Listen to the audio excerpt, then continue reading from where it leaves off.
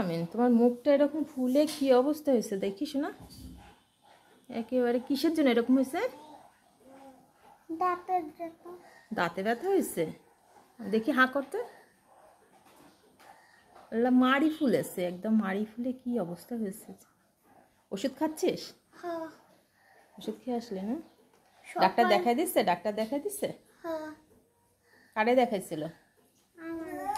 তোমারে তো কোন ডাক্তারে দেখাইছিল? কোন ডাক্তার দেখাইছে? এখানে? ও, ভালো হয়ে যাবে না, ওষুধ খাও ঠিক মতো, ভালো হয়ে যাবে। আর তুমি কিন্তু চকলেট খাবা না, চকলেট খেলে কিন্তু দাঁতে পোকা হয়। তুমি বেশি খাবা না, বুঝছো? তাহলে হচ্ছে ওইরকম দাঁত নষ্ট হয়ে যায়।